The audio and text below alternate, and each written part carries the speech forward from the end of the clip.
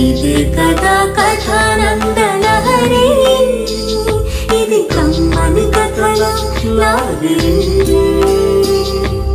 కమ్మని కలల లాహిరి, ఇది కమ్మని కథల లోహిరి.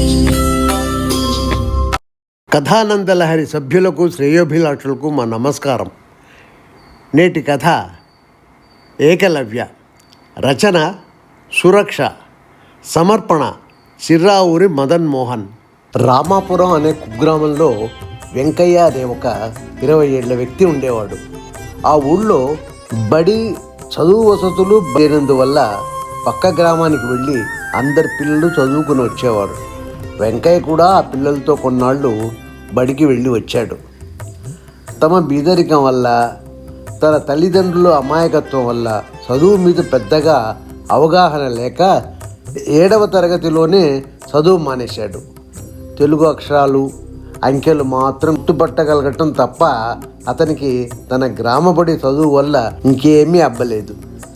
తన తల్లిదండ్రులు చనిపోయిన తర్వాత ఒకనాడు రైల్లో హైదరాబాద్ పట్టణం చేరుకున్నాడు. పట్టణంలోకి అడుగుపెట్టిన ప్రతివాడు మొదట వెతికే ఉద్యోగం హోటల్లో క్లీనరు, సర్వరు లేక రూమ్ బాయ్ ఉద్యోగాలు. కారణం, తినడానికి తిండి, ఉండటానికి చోటు వెంటనే దొరుకుతుంది కనుక. బుర్రకి పని తక్కువ, చదువుతో అసలు పని లేదు. వెంకయ్య నోటి మంచితనంతో ఓ బోర్డింగ్ అండ్ లాడ్జింగ్ హోటల్లో క్లీనర్గా చేరి, ఆపై సర్వర్ అయ్యి, చివరికి రూమ్ బాయ్, రూమ్ సర్వీస్ లెవెల్కు పెరిగాడు. అయినా ఇంకా అతడు చదువురాని వెంకయ్యే. కానీ అతనికి చదువుకున్నవారంటే చాలా గౌరవం, మర్యాద. ఒకసారి గుంటూరు నుండి ఓ రెసిడెన్షియల్ స్కూల్ ప్రిన్సిపల్ హైదరాబాద్కు వచ్చి ఆ లాడ్జిలో బస చేశాడు. వెంకయ్య అతని చెప్పులు, బూట్సు తుడిచి ఆ రూమ్ను అతి శుభ్రంగా తుడవటం చూసి ముచ్చటపడి వెంకయ్యను ఏం చదువుకున్నావని అడిగాడు. వెంకయ్య సమాధానం విని ఆశ్చర్యపడి బాధపడ్డాడు. వెంకయ్యకు చదువు యొక్క విలువ చెప్పి మర్నాడు గది ఖాళీ చేసి వెళ్ళిపోయాడు. తన 6 ఏళ్ల మనవడి కోసం కొన్న సరస్వతీ పటం వేసిన ఎక్కాల పుస్తకం భగవద్గీతలో భద్రంగా దాచాడు. అతను గది ఖాళీ చేసిన రోజు ఆ ఎక్కాల పుస్తకం జారి కింద పడిపోయింది. అది వెంకయ్యకు ఆ గది శుభ్రం చేస్తున్నప్పుడు దొరికింది.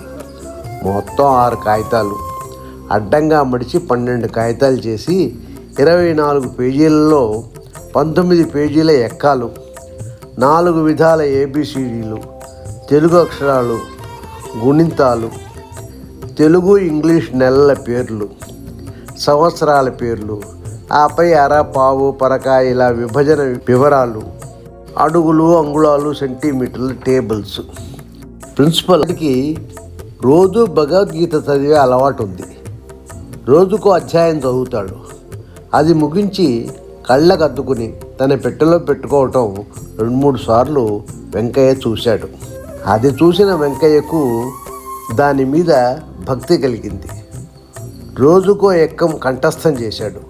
ఆశ్చర్యం, నెల రోజుల్లో ఎక్కాలన్నీ క్షుణ్ణంగా వచ్చి దేనితో గుణిస్తే ఎంత వస్తుందన్నది నోటితో చెప్పటం మొదలుపెట్టాడు. అందరికీ ఆశ్చర్యం. అది చూసిన యజమాని అతన్ని హోటల్ క్యాష్ కౌంటర్లో కూర్చోబెట్టాడు. ఆపై అతనికి డిపార్ట్మెంటల్ స్టోర్ ఉంటే అందులో క్యాష్ ఇన్ఛార్జిగా ఉంచాడు. వెంకయ్య క్యాల్కులేటర్ లేకుండానే నోటితో లెక్కలు వేసేసి మిగిలిన చిల్లర ఇచ్చేసేవాడు. ఆ రోజు తన డిపార్ట్మెంట్ స్టోర్లో ఇదివరలో తమ లాడ్జికి వచ్చిన ప్రిన్సిపల్ గారిని చూసి నమస్కరించాడు. కుశల ప్రశ్నల తర్వాత, సార్, మీ వస్తువు నా దగ్గర ఒకటి ఉంది, దాన్ని మీకు భద్రంగా ఇవ్వాలి అని చెప్పి ఆ ఎక్కాల పుస్తకాన్ని తిరిగి ఇచ్చాడు. ప్రిన్సిపల్ ఆశ్చర్యంతో అతన్ని చూసి అతనిలో ఇంత మార్పు తెచ్చిన ఆ ఎక్కాల పుస్తకాన్ని అటు ఇటు తిప్పి చూస్తున్నాడు. అది అందరి దగ్గర ఉండే సాధారణ ఎక్కాల పుస్తకమే. కానీ వీరిద్దరి పాలిట ఏకలవ్య గురుభావ కావ్యం అనుకున్న అతని కళ్ళల్లో 2 బొట్లు కన్నీళ్లు తిరిగినాయి. నమస్కారం. నేటి కథ ఏకలవ్య. రచన సురక్ష. సమర్పణ చిర్రావూరు మదన్ మోహన్.